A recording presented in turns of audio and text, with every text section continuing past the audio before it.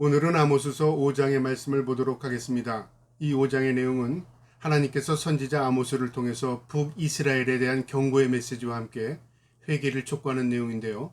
오늘도 이 말씀을 통해서 하나님 앞에 우리가 무엇을 잘못했는가, 우리가 어떻게 살아야 하는가를 말씀을 통해서 깨달을 수 있는 저와 여러분 되기를 주님의 이름으로 축복합니다. 아모스서 5장 1절에 이스라엘 족속아 내가 너에게 대하여 애가로 지은 이 말을 들으라. 하나님께서 이 아모스에게 북이스라엘에 경고하시는 메시지인데요. 2절에 처녀 이스라엘이 엎드러졌으며 다시 일어나지 못하리로다. 자기 땅에 엎드러지며 일으킬 자가 없으리로다. 이스라엘이 하나님 앞에 징계를 받게 되면 그 어떤 나라의 도움도 쓸모없게 될 것이다 그 말이죠. 스스로도 못 일어나지만 다른 나라를 의지할 수도 없게 될 것이다 그 말입니다. 하나님이 손대기 전에, 하나님이 징계하기 전에 너희가 회개에 촉구해라 그 말입니다. 3절에 주 여호와께서 이같이 말씀하시되 이스라엘 중에서 1000명이 행군에 나가던 성읍에서는 100명만 남고 100명이 행군에 나가던 성읍에서는 10명만 남으리라 하셨느니라. 이 북이스라엘이 가장 강성했던 여로보암 2세 때의 상황인데요. 그 당시에는 무역이나 또 내부적이나 외부적으로 굉장히 번성을 누리던 시기였습니다. 그래서 이들은요, 그것이 승승장구할 줄만 생각했죠. 전쟁에 나가면 승리할 것이고 우리가 계속 나라가 번성할 줄 알고 착각한 것입니다. 그런데 하나님께서 뭐라고 경고하시냐면 너희가 1000명이 행군하고 나가면 1000명이라는 숫자가 전쟁에 나가면 100명만 남게 될 것이다. 100명이 나가서 전쟁하게 되면 10명만 남게 될 것이다 그 말이죠.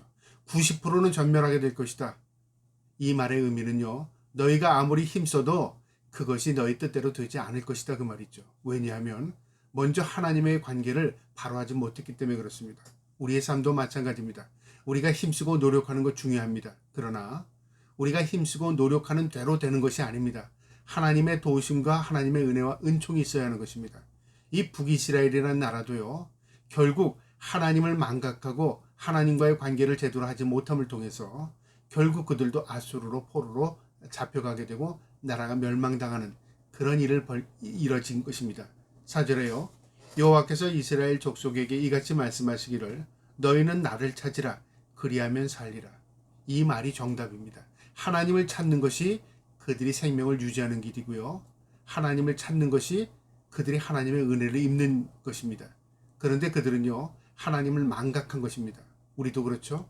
우리가 살 길은 하나님을 찾는 것입니다.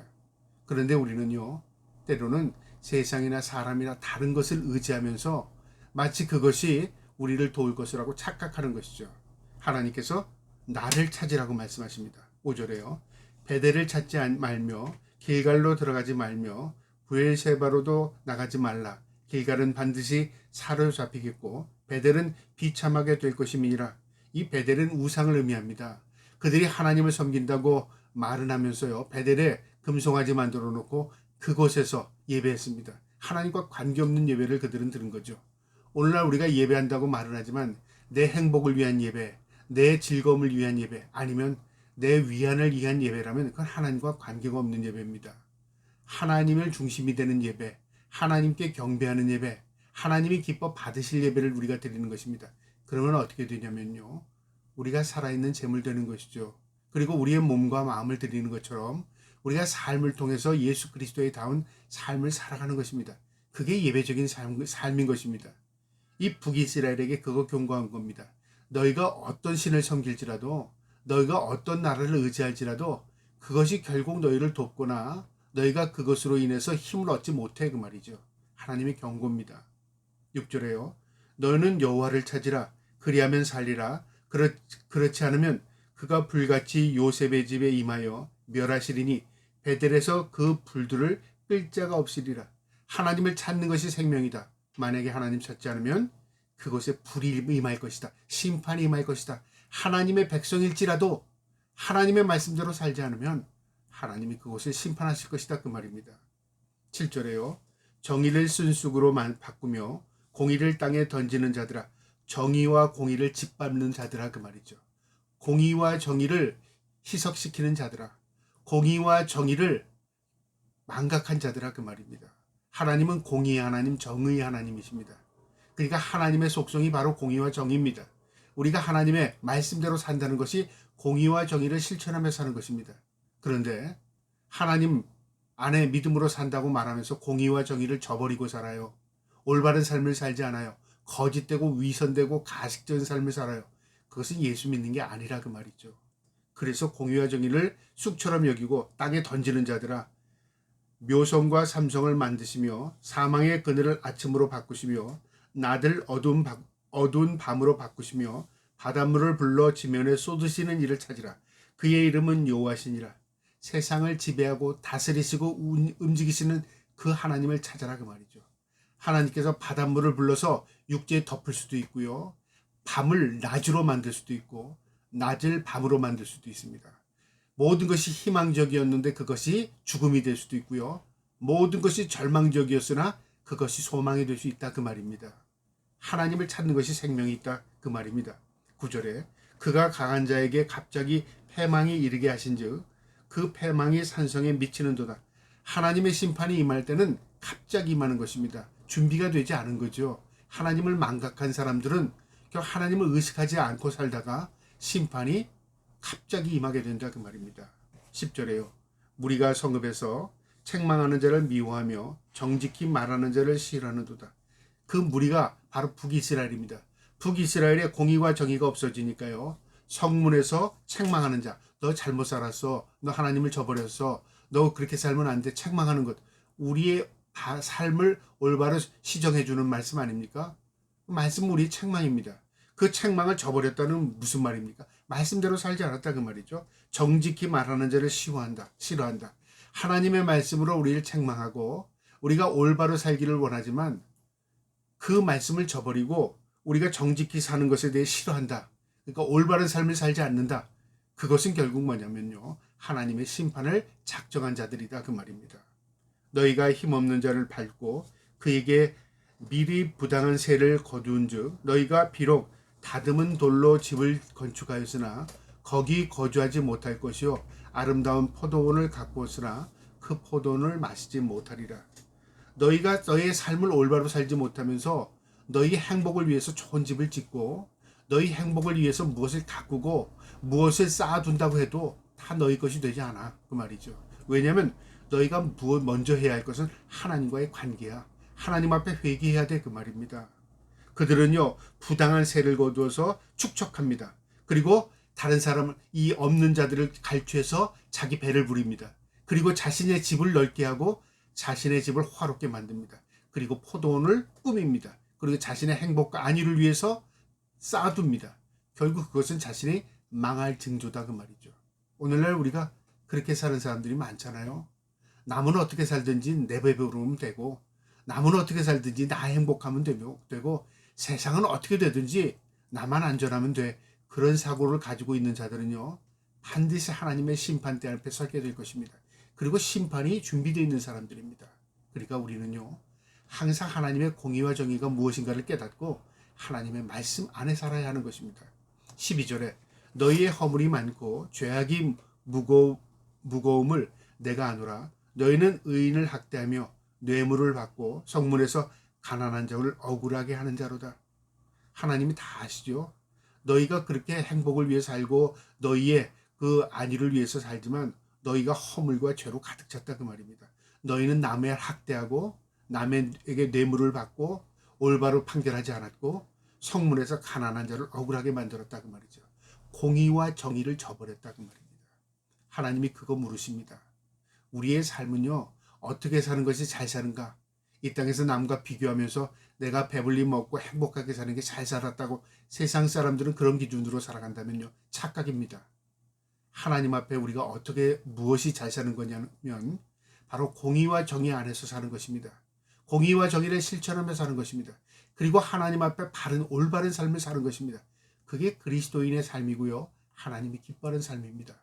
저와 여러분이 그런 삶을 살아갈 수 있기를 주님의 이름으로 축복합니다. 14절에요. 너희는 살려면 선을 구하고 악을 구하지 말라. 선하게 살라 그 말입니다. 만군의 하나님 여호와께서 너희의 말과 같이 너희와 함께 하시리라. 우리가 선하게 살면 하나님이 임마누엘이 되셔서 우리와 늘 함께 하신다는 겁니다. 반대로 우리가 선한 삶을 살지 아니하면 하나님은 떠나십니다. 그래서 성전은 이곳이다 저곳이다가 아니라 내 마음에 하나님을 모시고 있으면 내가 성전인 것입니다. 하나님은 거룩한 성전에 임하십니다. 내가 거룩한 삶을 살지 않으면 하나님은 떠날 수밖에 없는 것입니다. 그거에 대한 말씀입니다. 15절에 너희는 악을 미워하고 선을 사랑하며 성문에서 정의를 세울지어다. 만군의 하나님 여호와께서 혹시 요셉을 남은 자를 불쌍히 여기시리라. 너희가 지금이라도 회개하고 올바르게 살고 선하게 살고 공의와 정의를 실천하게 살아라. 그러면 하나님께서 떠났다가도 혹시라도 너희를 긍휼히 여겨서 너희에게 다시 찾아오셔서 너희를 지켜주실 줄 알겠느냐 그 말이죠. 기회는 있다 그 말입니다. 너희가 깨닫는 그 순간이 기회다 그 말이죠. 우리가 말씀을 들을 수 있는 시간이 기회입니다. 그런데 그걸 저버리면 어떻게 되죠? 이미 기회도 놓치게 되는 겁니다. 그러니까 하나님의 말씀을 들을 수 있는 기회, 내가 올바로 살 수 있는 기회, 그 기회 놓치지 않는 저와 여러분 되기를 축복합니다. 16절에요. 그러므로 주 만군의 하나님 여호와께서 이같이 말씀하시기를 사람이 모든 광장에서 울겠고 모든 거리에서 슬프도다 하겠으며 농부를 불러다가 애곡하게 하며 울음꾼을 불러다가 울게 할 것이며 너희가 참으로 회개해라 그 말이죠. 너희도 회개하고 모두 회개해라 그 말이죠. 회개만이 살 길이다 그 말입니다. 17절에 모든 포도원에서도 울리니 이는 내가 너희 가운데로 지나갈 것임이니라. 여호와의 말씀이니라. 모두 울어라 그 말이죠. 이 기회를 놓치게 되면 하나님이 너희 곁을 지나간다 무슨 말입니까? 하나님의 심판이 너희에게 임하게 될 것이다. 그때는 돌이킬 수 없어. 그때는 울어도 문제가 해결이 되지 않아. 그러니까 지금 회개하고 지금 울고 통회하고 자복하고 이 기회를 놓치지 말아라 그 말입니다. 18절에 화 있을진저 여호와의 날은 사모하는 자여 너희가 어찌하여 여호와의 날을 사모하느냐? 그 날은 어둠이요 빛이 아니니라. 여호와를 사모한다는 건 주님 모시세요. 우리를 도와주세요. 이스라엘 백성들이 늘 하나님의 임재를 간곡히 간절히 사모했습니다. 그래서 메시아를 기다립니다. 지금까지도 기다립니다. 그런데요, 하나님 뭐라고 말씀하십니까? 하나님께서 너희에게 임재하시는 것은 너희에게 기쁜 일 같지만 너희에게 심판이 당하는 날이야. 우리가 예를 들어서 주님 오세요. 우리 이 땅을 심판해 주세요. 주님 오세요. 이 악한 자들을 멸해 주세요. 우리가 마음에 그런데요. 하나님께서 너도 심판의 대상이야. 그렇다면 어떻게 되겠죠? 우리는 하나님 오시면 내 원수를 다 갚아주고 우리는 구원해주고 우리는 천국에 입성하는 것. 그걸 우리는 항상 사모하지만 하나님의 관점에서는 심판의 대상에 너도 들어가. 그러면 어떻게 됩니까? 우리는 하나님의 심판이 우리에게는 빛을 보는 날이고 우리는 영광의 날로 생각했는데 하나님께서는 너희도 심판의 대상이야라고 말할 때 우리에게는 어둠, 우리는 화, 우리 심판의 날이 아닙니까? 그 말입니다. 여호와의 날을 사모하느냐? 그 날은 어둠이요 빛이 아니라 너희에게는 빛이 아니야 그 말이죠. 어떤 자들에게요? 공의와 정의를 짓바른 자, 하나님 말씀대로 살지 않는 자, 세상에 악한 자들처럼 살아가는 자, 하나님 심판이 임한다 그 말입니다. 19절에요. 마치 사람이 사자를 피하다가 곰을 만지거나 혹은 집에 들어가서 손을 벽에 댔다가 뱀에게 물림 같도다. 그러니까 사자를 피했는데 곰을 만나고 곰을 피해서 아유 이제 살았다고 집에 들어가서 벽을 딱 짚었는데 뱀에게 물렸다. 피할 수 없다 그 말입니다. 하나님의 심판을 그 누구도 예외 없어요. 피할 수 없다 그 말입니다. 피할 수 있는 방법은 오직 한 가지입니다. 우리가 하나님 앞에 나가 통회하고 자복하고 회개하는 길만이 살 길이다 그 말입니다. 그거 우리에게 가르쳐 주는 겁니다. 20절에요. 여호와의 날은 빛 없는 어둠이 아니며 빛만 없는 캄캄함이 아니라 그 말이죠. 하나님의 임재는 어둡고 빛만 없는 그런 우리가 생각하는 그게 아니라 그 말입니다. 21절에 내가 너희의 절기들을 미워하여 멸시하며 너희 성회들을 기뻐하지 아니하나니 너희는 지금 외부적인 것만 생각하지 심판이 임하고 죽게 되고 이런 것만 생각하는데 그게 아니라 그 말이죠. 하나님의 임재가 임하게 되면 결국 너희 자신 너희 안에 있는 모든 것들도 하나님께서 다 속속들이 알고 계시다 그 말이죠. 그래서 하나님은 우리 심장과 폐부를 헤아리십니다. 우리의 머리카락까지 세신 받으십니다. 우리의 모든 것을 아십니다. 그래서 우리가 하나님 앞에 숨길 것이 없습니다. 올바르게 사는 것 하나님 그것 기뻐하신다 그 말이죠. 우리가 아무리 하나님 앞에 황소를 드리고 큰 제물을 드리고 아름답고 화려한 예배를 드릴지라도 하나님 그것 기뻐하지 않아요. 무엇을 기뻐하십니까? 내가 살아있는 제물, 하나님이 기뻐하는 삶을 살아가는 그거 하나님 기뻐하시는 겁니다. 그래서 성회를 기뻐하지 않는다. 예배 기뻐하지 않는다 그 말입니다. 이건 뭐 위선적이고 가식적인 예배 기뻐하지 않는다 그 말이고요. 22절에 너희가 내게 번제나 소제를 드릴지라도 내가 받지 아니할 것이요 너희의 살진 희생의 화목제도 내가 돌아보지 아니하리라. 어떤 희생제, 어떤 좋은 제물을 나에게 바칠지라도 나는 그거 기뻐하지 않아. 오늘날로 말하면 네가 아무리 헌금 많이 해도 네가 아무리 종교생활 많이 해도 나의 삶을 보니까 넌 나의 기쁨이 되지 않아. 그 뭐 무슨 말입니까? 그러면 그거에 대해 심판이 따르는 거 아닙니까? 그러니까 우리가 하나님이 무엇을 기뻐하는 것을 깨닫고 그 삶을 살아가는 것입니다. 그런데 우리는요 생각을 거꾸로 하고 있어요. 내가 좋아하는 거 하나님도 좋아할 것으로 생각하고요. 내가 많이 드리면 하나님 기뻐할 것으로 착각해요. 이게 잘못된 의식입니다. 나는 기뻐하지 않는답니다. 번제나 소제를 드릴지라도 희생제 화목제를 드릴지라도 기뻐하지 않는답니다. 그 다음에 23절에요. 내 노래소리를 내 앞에서 그칠지어다. 너 찬양하지 마. 듣기도 싫어 그 말입니다. 내 비파 소리도 내게 들리지 아니하리라. 네가 아무리 오케스트라를 동원하고 아름다운 음악을 내게 들려줄지라도 나 역겹다 그 말이죠. 네 소리도 듣기 싫어 그 말이죠. 왜 듣기 싫습니까? 너와의 관계가 올바르지 않아 그 말이죠. 너는 진심으로 나를 사랑하는 게 아니야 그 말이죠. 위선적이고 거짓되고 가식적인 것 하나님 역겨워하신다 그 말입니다. 24절에 그러면서 하시는 말씀이 오직 정의를 물같이 공의를 마르지 않는 강같이 흐르게 할지어다. 공의가 정의가 물같이 하수같이 흐르게 하라 그 말이죠. 올바로 살라 그 말이죠. 공의로운 삶을 살아라. 정의로운 삶을 살아. 세상을 정의롭게 만들라 그 말입니다. 하나님의 명령입니다. 25절에 이스라엘 족속아 너희가 40년 동안의 광야에서 희생과 소제를 내게 드렸느냐?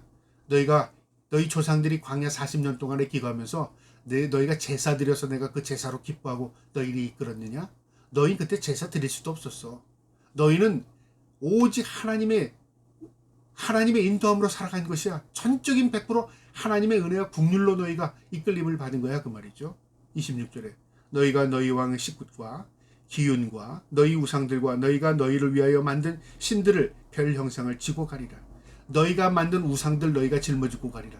화를 너희가 자초했다 그 말이죠. 하나님이 미워하는 것을 깨닫지 못하고 지금 너희 십자가 지고 가는 게 아니고 법궤를 지고 가는 게 아니라 우상 단지를 지고 간다 그 말이죠. 그것도 의식하지 못하고 그들은 종교 행위를 통해서 하나님이 기뻐한다고 착각한 겁니다. 오늘날 우리에게 주는 경고입니다. 마지막 27절에요. 내가 너희를 다메섹 밖으로 잡혀가게 하리라. 그의 이름이 만군의 하나님이라. 불리우는 여호와께서 말씀하셨느니라. 너희가 다메섹 밖으로 잡혀가리라. 결국 너희가 회개하지 아니하면 아수르로 인하여 멸망당하리라 그 말입니다. 너희의 땅에서 살지 못하게 될 길이라 그 말입니다. 근데 그들은 회개하지 않았죠. 결국 이스라엘은 2000년 전에 흩어진 민족되었었습니다. 그러나 하나님이 마지막 시대에 다시 이스라엘이라는 나라를 회복시켰어서 마지막을 준비케 하시는데요. 우리가 이 역사를 통해서 분명히 깨달아야 하는 것입니다. 세상의 주인이 하나님이십니다. 하나님은 하나님의 백성들이 하나님의 말씀대로 살기를 원하십니다. 저와 여러분이 오늘 이 말씀 마음에 새기시고요. 공의와 정의를 실천하며 세워가며 살아갈 수 있기를 주님의 이름으로 축복합니다. 아멘.